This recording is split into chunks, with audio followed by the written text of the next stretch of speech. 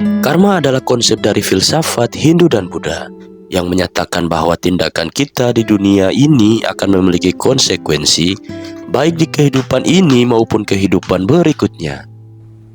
Meskipun konsep ini berasal dari tradisi keagamaan tertentu, beberapa prinsip karma dapat dianggap sebagai panduan etika dan moral yang dapat merubah hidup seseorang. Berikut adalah beberapa hukum karma yang dapat mempengaruhi hidup seseorang.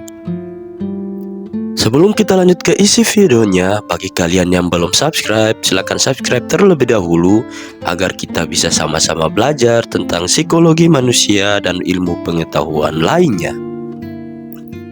Yang pertama, hukum penyebab dan akibat. Hukum penyebab dan akibat merupakan dasar dari konsep karma yang menyiratkan bahwa setiap tindakan yang kita lakukan akan menghasilkan konsekuensi yang sesuai. Sebagaimana air yang mengikuti aliran sungai, tindakan kita membentuk arus karma yang terus mengalir dalam kehidupan kita. Dalam keseharian, kita berhadapan dengan berbagai pilihan, dan setiap keputusan yang kita ambil menjadi batu loncatan menuju akibat yang tak terelakkan. Contohnya, jika kita menunjukkan kebaikan kepada orang lain, kemungkinan besar kita akan mendapatkan respon positif dan kebaikan kembali dalam bentuk apapun, mungkin dalam bentuk dukungan, pertemanan, atau kebahagiaan bersama. Sebaliknya, tindakan yang membawa penderitaan atau kerugian kepada orang lain dapat menciptakan konsekuensi negatif, baik dalam bentuk kesulitan hidup, kehilangan dukungan, atau rasa bersalah yang menghantui. Hukum ini mengajarkan bahwa kita adalah arsitek kehidupan kita sendiri, yang melalui setiap pilihan dan tindakan, kita membentuk landasan bagi apa yang terjadi pada masa depan. Dengan menyadari keterkaitan antara tindakan dan konsekuensi, kita diingatkan untuk bertindak dengan bijak, mengarahkan kehidupan menuju hal-hal yang positif, dan memahami bahwa setiap langkah kecil kita memiliki kekuatan untuk merubah arus karma dalam kehidupan kita. Yang kedua, hukum ketidaksempurnaan. Hukum ketidaksempurnaan menyeratkan bahwa setiap tindakan yang kita lakukan, baik besar maupun kecil, tidak akan luput dari konsekuensi. Seperti kelereng yang bergulir di atas permukaan yang tidak rata, setiap langkah kita membawa kita lebih dekat kepada hasil akhir yang mungkin tidak selalu terduga. Dalam setiap perbuatan terdapat kekuatan transformatif yang bisa membentuk dan merubah jalannya kehidupan. Seiring waktu, dampak dari tindakan kita dapat berkembang dan berkumpul membentuk jaringan karma yang kompleks. Sebuah tindakan kecil mungkin memiliki akibat yang besar dalam jangka waktu yang lebih panjang. Demikian juga, keputusan besar mungkin memiliki efek samping atau konsekuensi yang tidak terduga. Pentingnya hukum ini adalah untuk mengingatkan bahwa setiap tindakan kita memiliki arti dan dampak, bahkan jika pada awalnya sepertinya kecil atau tidak signifikan.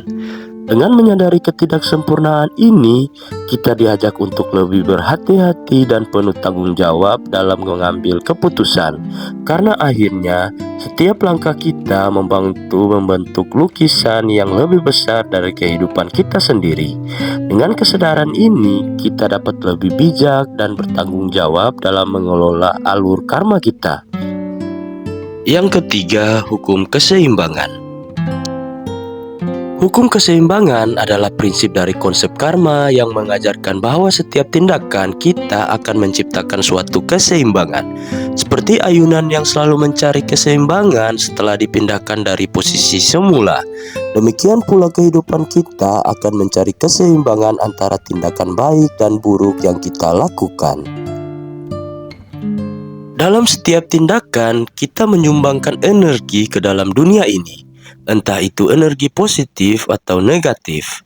Hukum ini mengingatkan kita bahwa kehidupan memiliki cara untuk menyeimbangkan energi yang kita letakkan di dalamnya. Jika kita memberikan kebaikan, kebaikan akan kembali kepada kita. Begitu pula sebaliknya. Jika kita menyebabkan penderitaan, penderitaan juga akan menjadi bagian dari keseimbangan itu. Keseimbangan ini tidak selalu terjadi secara instan. Terkadang, waktulah yang diperlukan agar keseimbangan ini terwujud. Oleh karena itu, kesabaran dan kebijaksanaan dalam menghadapi konsekuensi tindakan sangatlah penting. Hukum keseimbangan mengajarkan kita untuk selalu mempertimbangkan efek jangka panjang dari setiap tindakan, karena pada akhirnya kehidupan akan menciptakan harmoni atau disharmoni berdasarkan energi yang kita sumbangkan ke dalamnya. Yang keempat, hukum kebebasan dan tanggung jawab. Hukum kebebasan dan tanggung jawab adalah dasar dalam konsep karma yang menyiratkan bahwa kita memiliki kebebasan untuk memilih tindakan kita, tetapi juga bertanggung jawab atas konsekuensinya. Seperti pelayar yang memilih arah angin yang akan diambilnya, kita sebagai individu memiliki kekuatan untuk membentuk nasib kita sendiri melalui keputusan-keputusan yang kita ambil. Setiap tindakan kita adalah hasil dari kebebasan yang kita miliki untuk memilih. Namun, kebersamaan dengan kebebasan tersebut, datanglah tanggung jawab atas akibat dari pilihan kita. Hukum ini mengingatkan kita bahwa kita adalah pembuat takdir kita sendiri, dan setiap langkah yang kita ambil membawa konsekuensi yang sesuai. Dalam narasi kehidupan, setiap babak adalah cerita dari kebebasan dan tanggung jawab. Meskipun kita tidak dapat mengendalikan segala aspek kehidupan, kita tetap memiliki kontrol atas cara kita menanggapi situasi dan bagaimana kita bertindak. Hukum kebebasan dan tanggung jawab mengajarkan bahwa kesadaran akan kebebasan ini harus diimbangi dengan kesadaran akan tanggung jawab kita terhadap diri sendiri dan orang lain. Dengan menyadari hubungan erat antara kebebasan dan tanggung jawab, kita dapat mengambil keputusan dengan bijak, mempertimbangkan dampaknya, dan menyadari bahwa setiap tindakan kita memainkan peran dalam membentuk alur karma kita. Yang kelima, hukum pembelajaran dan pertumbuhan. Hukum pembelajaran dan pertumbuhan adalah prinsip dalam konsep karma yang menekankan bahwa kehidupan adalah perjalanan belajar yang terus-menerus dan setiap pengalaman, baik positif maupun negatif, adalah kesempatan untuk pertumbuhan spiritual. Seperti pohon yang tumbuh melalui musim-musim yang berubah, begitu juga kita melalui fase-fase kehidupan yang beragam. Setiap kejadian, setiap kegembiraan, dan setiap kesulitan adalah guru yang memberikan pelajaran berharga. Hukum ini mengajarkan bahwa tidak ada pengalaman yang sia-sia. Semua memiliki potensi untuk memberikan wawasan, kebijaksanaan, dan pertumbuhan batin. Dalam cerita kehidupan, setiap babak membawa pelajaran baru. Terkadang, kegagalan membawa kita lebih dekat ke arah keberhasilan, dan kesedihan memberikan kedalaman kepada sukacita. Hukum pembelajaran dan pertumbuhan mengajarkan kita untuk menerima setiap pengalaman sebagai bagian dari perjalanan kita, tanpa takut untuk tumbuh dan berkembang. Dengan memahami bahwa setiap detik kehidupan adalah kesempatan untuk belajar, kita dapat membuka diri terhadap pengalaman dengan rasa ingin tahu dan kesadaran yang lebih dalam. Hukum ini mengajarkan bahwa pertumbuhan spiritual terletak pada kemampuan kita untuk mengambil hikmah dari setiap situasi dan melihat setiap peristiwa sebagai langkah yang diperlukan dalam perjalanan evolusi roh kita. Yang keenam, hukum niat.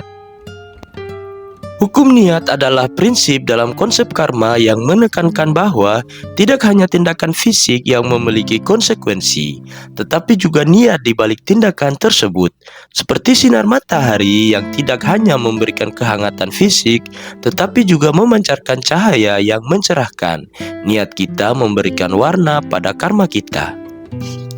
Setiap tindakan yang kita lakukan bermula dari niat di dalam hati.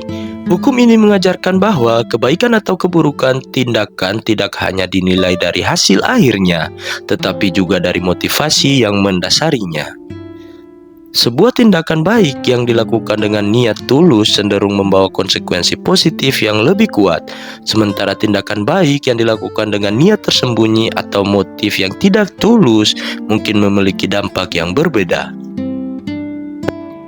Dalam narasi kehidupan, niat kita adalah pemandu yang memandu arah karma kita.